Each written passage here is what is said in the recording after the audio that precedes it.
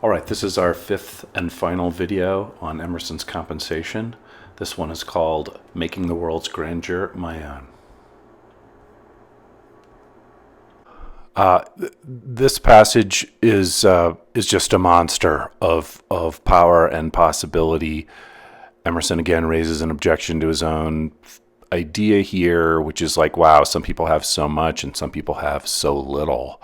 How do the people with little not feel jealous and envious and angry about having less than the others? And don't you just have to, redistribute that all? And until they do, some people should be really upset. I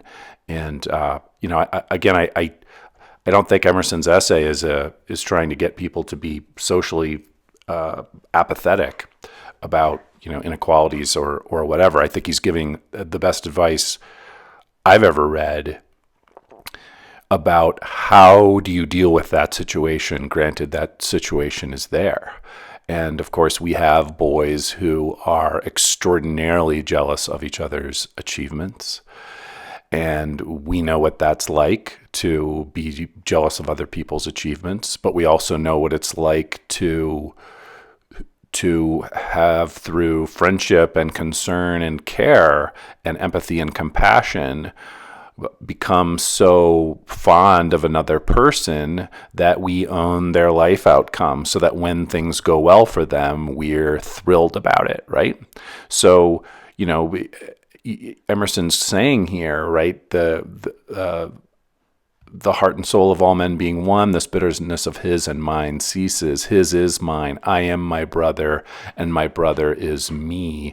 If I feel overshadowed and outdone by great neighbors, I can yet love. I can still receive. And he that loveth maketh his own the grandeur he loves. Another candidate for the best line in the essay.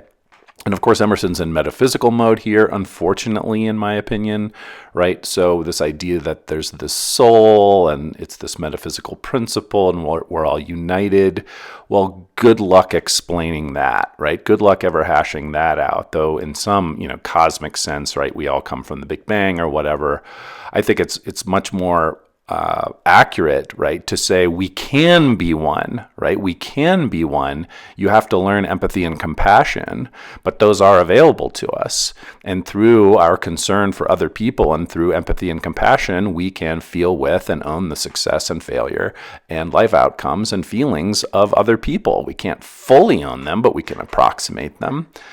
And, then you get, through that effort, again, it's an accomplishment. It's not just given, but through that accomplishment, other people's success can be your success. So if you are a loving, empathetic, compassionate person and you make your entire sophomore class your in-group, well, then all the achievements of all those boys, and there are many, become your achievements in an important way. And if you don't do that, well, then it's back to the lizard brain, right? And it's him against me, and it's my little pocket of friends against those guys. And it's my in-group against all these out-groups. And what a mess. He that loveth maketh his own the grandeur that he loves. Do you love literature? Well, then all of that work and good becomes tantalizing and wonderful to you and speaks to you, right? Do you love engineering? Well, then all of the great engineering projects of the world become vibrant to you, right? And you're like, oh, wow, what a great thing that person did. What a great thing that she did, right? And you own them.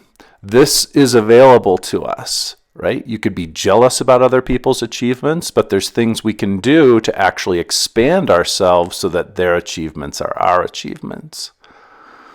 And so this idea of appropriation, how do you appropriate as much of the good of life as possible? And that's what Emerson's talking about, so that everybody's divinity is affirmed. And again, I would say it's empathy and compassion here. Again, Emerson plays the metaphysics card, unfortunately, but that's where it is. And finally, there's this passage near the end that is also very powerful, and Emerson sort of raises the objection against his own idea of compensation. As what about when tragedy strikes? And of course, there's limits to what he's talking about here that he doesn't want to acknowledge because, again, he gets all this philosophical, metaphysical head of steam, and he wants this all to be, metaphysically true rather than just practically true. But, you get in a certain kind of traffic accident, you get terrible brain damage, it's game over for you, and there's no real way necessarily for that to get made up. Accidents don't really fit into Emerson's system very well. And again, that's just a limitation of the system and doesn't show that it's wrong unless you're trying to make it a metaphysical system. But anyway, this issue of oh, woe is me, this thing happened and it shouldn't have happened, and I didn't deserve this bad thing that happened. I broke my leg. I got passed over for X recognition. I didn't get the kind of raise I deserved or whatever, how all this goes. I didn't make cum laude. I didn't, whatever. I didn't make the basketball team, whatever. And so, you could imagine having your heart set on that, and then now you're against the world and you're upset and you think you've been dealt with unjustly. And he's like, look, there's ways of addressing this phenomenon, right? And to try to summarize here, what I think the best of what he's saying is like all you have in your power is to build as much world as you can wherever you happen to be with whatever skills you happen to have, right? And so to identify with the circumstances of your life and the circumstantial powers, to identify with those is to sort of be a shellfish that won't leave its shell, or that if its shell cracks, well, it would crack, right? Because it identifies with those. And he talks about, allowing all your worldly relations to hang very loosely about you, right? And so it's just they happen to be there. You happen to have certain tools in order to build. And some of those tools might break. You might be able to get more tools. The tools that you have in any given moment are the tools that you have in every given moment. And don't lose focus on the building, right? Because that's all you can do anyway. And that's where the jackpot of value is in the early 21st century, the fortunate beings that we are. And so not to fall back into this concern about compensation, because remember, gods aren't concerned with compensation. Gods are concerned with building.